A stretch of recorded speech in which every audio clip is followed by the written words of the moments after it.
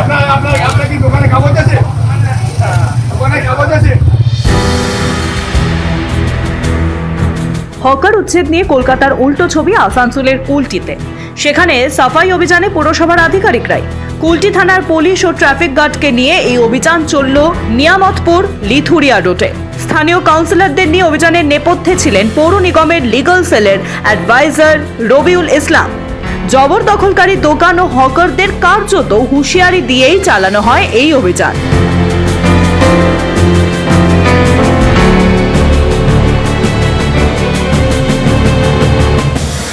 সরকারি জমির ওপর কেউ যেন এনক্রোচমেন্ট করে না বসে।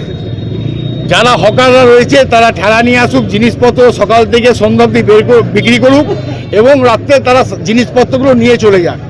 এনক্রোচমেন্ট করে, রোডকে এনক্রোচমেন্ট করে কেউ যদি গুমটি বানায়, ঝোপড়ি করে, সেগুলো আমরা করব না।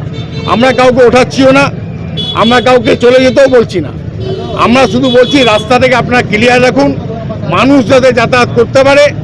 সরকারি জমি দখল করা কোনো মতে যাবে না। আপনারা যারা রাস্তার মধ্যে হকারি করছেন, আপনারা ডেলি জিনিসপত্র নিয়ে আসুন, বিক্রি করুন, আবার জিনিসপত্র নিয়ে চলে যান। আমরা আজকে সবাইকে বারবার বলে যাচ্ছি এই জিনিসটা আমরা আসানসোল পৌর নিগমের অধীনে 106টা ওয়ার্ডের মধ্যে।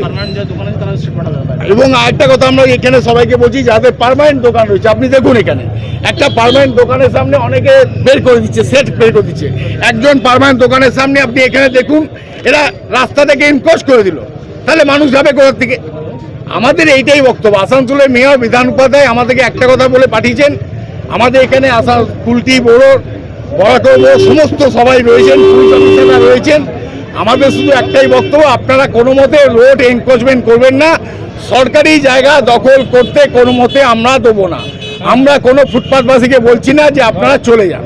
দেখা যাচ্ছে আপনারা তো রোড যেখানে সেখানে বিভিন্ন জায়গায় গাড়ি দাঁড় করে নিয়মের সঠিক পার্কিং এর ব্যবস্থা। দেখুন একটা কথা বলি, এই যে আজকে আমরা যে দু সাইডে আপনি যদি দেখতে পান, এই যে নিয়ামতপুর আমার লিথুরিয়া রোড দিয়ে চলছি, এইদিকে দোকান নিজের জায়গায় যদি থাকে এবং বাম দিকে দোকান নিজের জায়গায় যদি থাকে, তাহলে প্রচুর জায়গা রয়েছে।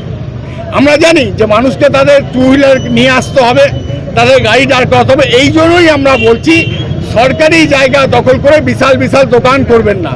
সবাই যদি নিজে নিজের জায়গায় থাকতে পারে, তাহলে নিশ্চয়ই সবার তাদের নিজেদের যে ব্যক্তিগত গাড়ি নিয়ে আসেন সেটাও দাঁড় করানো যাবে।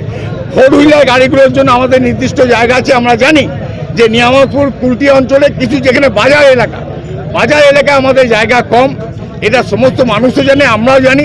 আমরা ব্যবস্থা করছি যে আরও যাতে পার্কিংয়ের ব্যবস্থা করা যায় ফোর হুইলারের জন্য, সেটা আমরা চেষ্টা করছি। কলকাতায় যখন বন্ধ হকার উচ্ছেদ, তখন আসানসোল কুলটিতে কেন চলছে এই অভিযান? এই উচ্ছেদের নেপথ্যেও রাজনীতি আছে বলে মনে করছেন বিরোধীরা। এবার লোকসভা ভোটে পুরো এলাকায় যেমন খারাপ ফল হয়েছে তৃণমূলের, তেমনি আসানসোলেও মুখ থুবড়ে পড়েছে তারা।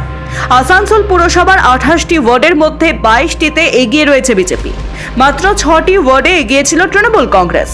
কুলটি বিধানসভা ক্ষেত্রে শাসক দল পিছিয়ে 15,000 ভোটে, ভোট শতাংশের নিরিখে যা 8%-এরও বেশি। এই পরিস্থিতিতে নির্দিষ্ট অঞ্চল ধরে ধরেই চলছে উচ্ছেদ অভিযান। মুখ্যমন্ত্রী অবশ্য এই অভিযান নিয়ে এখন মৌন থাকারই কৌশল নিয়েছে। ব্যুরো রিপোর্ট, মাধ্যম।